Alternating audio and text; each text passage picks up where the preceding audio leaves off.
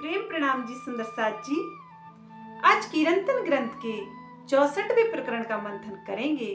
इस प्रकरण में कर्मकांड और अज्ञानता के अंधकार में भटकने वाले वल्लभ मार्गी वैष्णवों की समीक्षा की गई है। महामती जी कहते हैं, तमे वाणी बिचारी ना चाल्या रे वैष्णवों, तमे वाणी बिचारी ना चाल्यो, अखरे को नार्थ ना लाध्यो, मदमस्त थईने हाल्यो, तमे वाणी बिचारी ना चाल्यो। वे कहते हैं, हे वैष्णवों, तुम श्री बल्लवाचार्य जी की वाणी का विचार करके आचरण नहीं करते हो।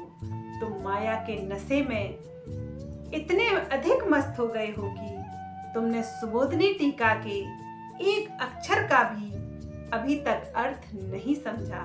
सुंदर साथ जी, महामती श्री प्राणनाथ जी ने बल्लवाचार्य जी की सुबोधनी टीका का बहुत अधिक समर्थन किया है और वे कहते हैं कि हे वैष्णवों, यदि तुम उनकी टीका को समझ लो और आत्मसात कर लो तो तुमसे बड़ा प्रेमी और तुमसे बड़ा भक्त वास्तव में इस संसार में कोई नहीं है। लेकिन तुम तो माया के अंधकार में इस तरह से मस्त हो कि केवल कर्म कांड को ही अपने जीवन का लक्ष्य बना लिया और उस प्रियतम पर ब्रह्म को पाने की तुम्हारे हृदय में वह तड़प वह विरह दिखाई ही नहीं पड़ता। महामती जी कहते हैं कि जीवन में पूजा पाठ भक्ति का उद्देश्य केवल प्रियतम पर ब्रह्म से मिलन होना चाहिए और कुछ नहीं, क्योंकि कर्म कांड तो हम कई जन्मों से करते आ रहे हैं, पर उस क्रिया से हमें प्रियतम पर ब्रह्म का मिलन आज तक नहीं हुआ और हम इस मृत्यु लोक में दुख की लीलाएं देखे जा रहे हैं। कहते हैं, मकसदे बंदगी समझ तरीकाए बंदगी ना देख, इश्क खुद एक बंदगी है उसमें बंदगी ना देख। अर्थात इश्क रूपी बंदगी किए बिना प्रियतम पर ब्रह्म को पाया ही नहीं जा सकता, क्योंकि वह तो इश्क का सागर है, इश्क के धाम में रहता है और उसकी रूहें भी इश्कमयी हैं। अर्थात अपने हृदय में इश्क भर के नख से सिक तक के श्रृंगार को देखने पर उस प्रियतम पर ब्रह्म को आत्मदृष्टि से देखने पर ही उस प्रियतम पर ब्रह्म का अनुभव होता है और मृत्यु के बाद, शरीर छूटने के बाद आत्मा जीव निश्चित ही उसके धाम को जाती है और अखंड मुक्ति को प्राप्त भी होती है। वे आगे कहते हैं, सत्यवाणी वैष्णव ने समझाऊं, सत्यवाणी वैष्णव ने समझाऊं, जिसु मूल डाल प्रकाशी, श्रीमुख आचरज जे ओचरया, टेढ़े जाए भरम नानासी, भरम नानासी। वे कहते हैं, श्री बल्लवाचार्य जी ने अपने श्रीमुख से श्रीमद् भागवत की सुबोधनी टीका में जो कुछ भी कहा है उसमें मैं वैष्णव जनों को समझाता हूँ। इस टीका में सभी संशयों का नाश हो जाएगा। इस संसार रूपी वृक्ष की जड़ अर्थात कारण एवं शाखाओं अर्थात लोकों के विस्तार का प्रकाश भी हो जाएगा। महामती जी कहते हैं कि बल्लवाचार्य जी की सुबोधनी टीका में एक एक बात सत्य है, लेकिन सत्य को ग्रहण करने के लिए तो सत्य की प्यास होनी चाहिए। लेकिन हे वैष्णवों, तुम में सत्य को जानने की प्यास ही नहीं है। यदि होती तो उतने समय में तुमने आज तक सुबोधनी टीका को पढ़कर उसको आत्मसात कर लिया होता। महामती जी कहते हैं, वैष्णव बानी जो बिचारी, ए भौम देखी पामो त्रास, 14 भवन थी ए बाणी न्यारी, ते माँ पेर न प्रकाश। वे कहते हैं, हे वैष्णव जनों, यदि आप इस सुबोधनी टीका का चिंतन मनन करें तो यह स्पष्ट हो जाएगा कि 14 लोकों से परे बेहद का ज्ञान छिपा हुआ है। इसमें सृष्टि रचना और निराकार मंडल तथा बेहद आदि का अनेक प्रकार से ज्ञान दिया गया है। इसके ज्ञान के प्रकाश में तुम इस दुखमय संसार की नश्वरता देखकर भयभीत हो जाओगे।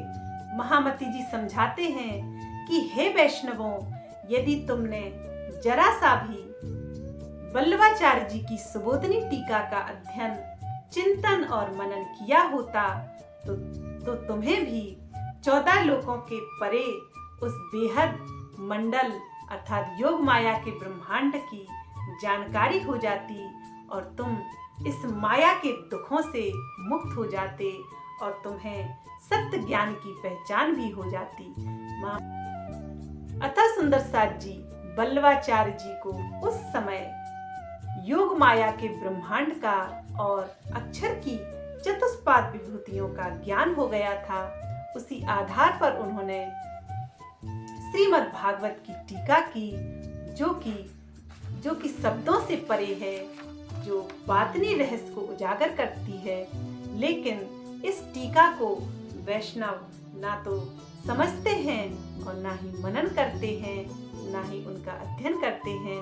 इसलिए वे आज तक कर्मकांड में पड़े हैं और अपने जीवन का लक्ष्य केवल पूजा पाठ ही बना लिया है।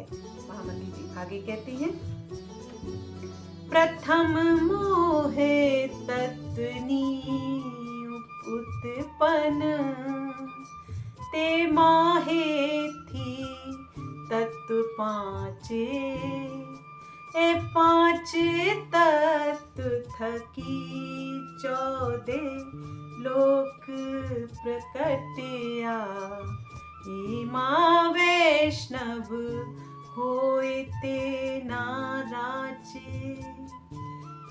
माँ वैष्णव होए ते नाराजे। वे कहते हैं, सबसे पहले मोह तत्व की उत्पत्ति हुई। इसमें 5 तत्व प्रकट हुए, सत रज तम और फिर इससे 14 लोकों की उत्पत्ति हुई। जो भी सच्चा वैष्णव होगा वह इन 14 लोकों में मग्न नहीं होगा। 14 लोकों का यह ब्रह्मांड माया जनित है, यह दुख रूप है। सच्चा वैष्णव इस माया जनित वैकुंठ आदि लोकों के मोह में फंसना नहीं चाहेंगे और वे सुबोधनी टीका का मनन और चिंतन अवश्य करेंगे, जो सच्चे वैष्णव होंगे। महामती जी आगे कहते हैं, हे माँ प्रेमे पार ब्रह्म पामी, ए वाणी बोल रे माँ, अनेक कसौटी आवे जो आड़ी, तो ये निध मुकिए के।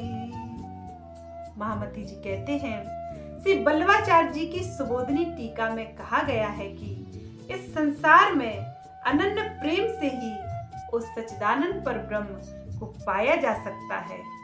इस मार्ग में भले ही कितने ही कष्ट क्यों ना आ जावे, किंतु कभी भी प्रेम की राह नहीं छोड़नी चाहिए।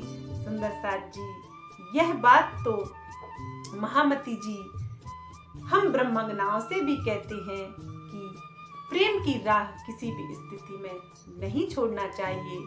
अतः क्योंकि महामती जी कहते हैं कि बिना प्रेम के प्रियतम प्राणेश्वर को पाया ही नहीं जा सकता और ना ही मोक्ष की कल्पना की जा सकती है, क्योंकि वह तो प्रेम ही प्रेम है और बिना प्रेम के उस धाम में कोई जा ही नहीं सकता। महामती जी आगे कहते हैं, वैष्णवों सत्य वस्त एक दिखाड़ियों, बीजो कहियो सर्वे नास, महाप्रलय मां तत्व लिवासे, आही मुझे थकी अजवास। वे कहते हैं, हे वैष्णव जनों, मैं आपको अखंड बेहद के ज्ञान की एक बात बताता हूँ। उस बेहद के अतिरिक्त अन्य सभी लोकों का नाश हो जाता है। महाप्रलय में पांचों तत्व भी नहीं रहते हैं। उस अखंड धाम का ज्ञान आप मुझसे प्राप्त कीजिए। महामती जी कहते हैं कि उस सुबोधनी टीका को समझने में मैं तारतम ज्ञान से तुम्हारी मदद करूंगा। महामती जी कहते हैं, हे वैष्णवों, तुम कर्म कांड में ऐसे ही कब तक फंसे रहोगे? उस अखंड, उस बेहद का ज्ञान प्राप्त करो और मुझसे तारतम ज्ञान के प्रकाश में तुम उस दिव्य ब्रह्मपुर परम धाम का भी ज्ञान प्राप्त करो, जिसको जानकर तुम्हारा जीव भी अखंड मुक्ति को प्राप्त होगा और इसी संसार में तुम मुक्त हो जाओगे और अखंड आनंद की सागर में डुबकी भी लगाओगे और तुम्हें माया जनित यह दुख छू भी नहीं सकते हैं। महामती जी आगे कहते हैं, वैष्णव मोह थकी निध न्यारी, दी थी आपन ने अविनाश, नाम तत्व कहूँ श्री कृष्ण जी, जे रमे अखंड लीला रास। वे कहते हैं, हे वैष्णवों, हमें जो अखंड नियामत मिली है वह इस मोह तत्व से अलग है, अर्थात इस 14 लोकों के ब्रह्मांड से अलग है। यह अखंड तत्व का नाम श्री कृष्ण है, जो अखंड रास की लीला कर रहे हैं। महामती जी यही समझाते हैं कि जिस प्रकार काल माया की प्रत्येक वस्तु मोह अज्ञान भर भ्रम नींद से बनी है, इसलिए इस ब्रह्मांड को मोह तत्व का ब्रह्मांड कहते हैं।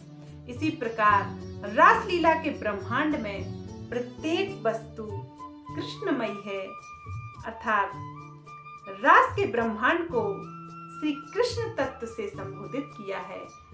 वे उस धाम की सभी वैष्णवों को पहचान देते हैं जहां श्री कृष्ण आज भी अखंड लीला कर रहे हैं, रास कर रहे हैं।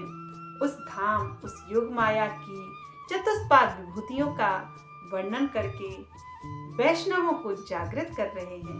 महामती जी आगे कहते हैं, एहने सरने सोप्या वैष्णव ने, जी हाँ बेदे बेधना विलास, हवे नह चल रंग की जेते, पुरख सो दई प्रेम नो पास।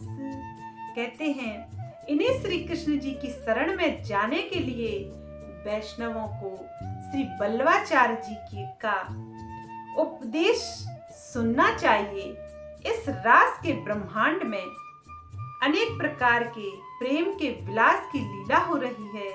हे वैष्णवों, आप अपने हृदय में प्रेम भरकर उस अखंड स्वरूप वाले श्री कृष्ण जी के अखंड आनंद को प्राप्त कर सकते हो।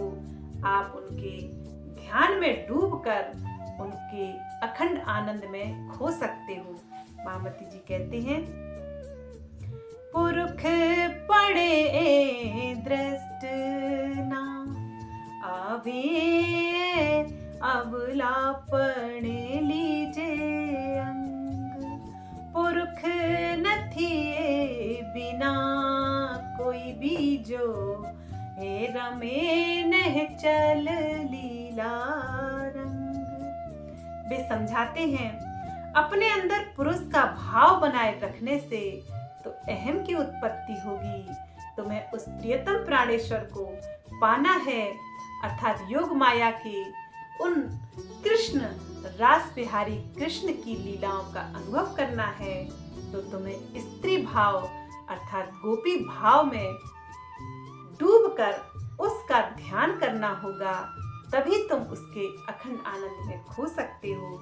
वे कहते हैं कि इन्हें पाने के लिए तो अपने दिल में अंगना भाव अर्थात सखी भाव का लेना बहुत ही आवश्यक है, क्योंकि श्री कृष्ण तत्व को जानने के लिए नारी बनना ही पड़ता है।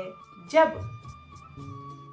उमापति शिव शंकर को महारास की लीला देखने की इच्छा हुई, तब वे भी नारी बनकर ही वहां गए, क्योंकि बिना नारी भाव लिए, बिना पुरुष पने को छोड़े अर्थात पुरुष के अहम को छोड़े उस दिव्य ब्रह्मपुर परम धाम में और उस योग माया के ब्रह्मांड में कोई जा ही नहीं सकता।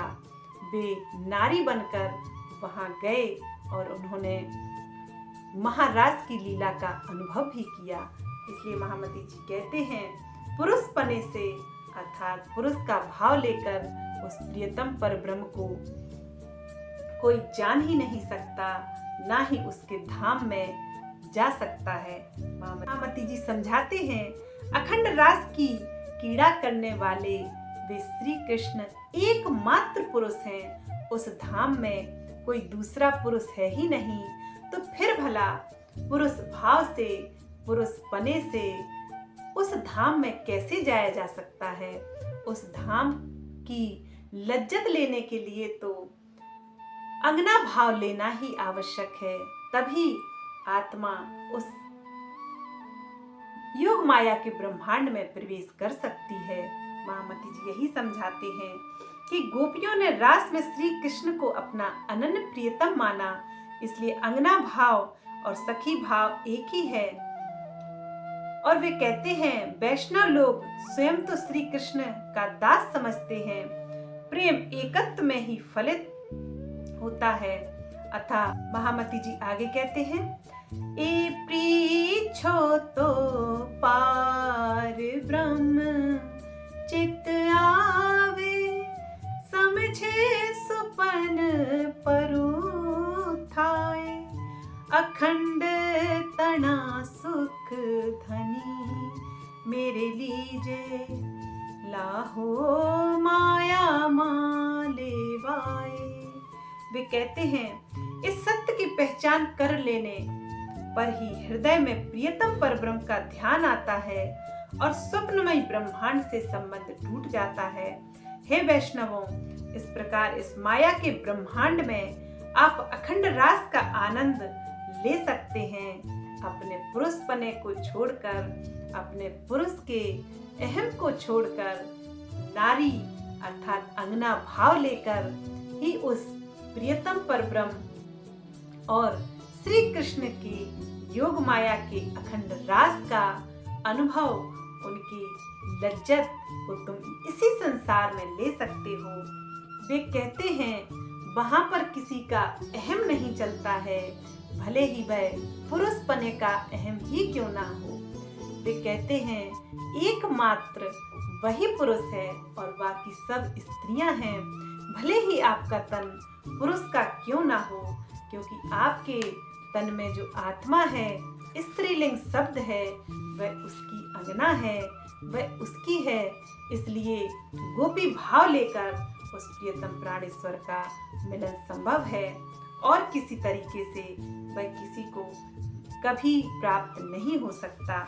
महामती जी आगे कहते हैं, सत्यवत घनु श्याने प्रकाशु, अर्थी बिना नव कहिए, एहना निश्चल नेहड़ा, गोप भला आ उल्टी माँ प्रकट ने थइए।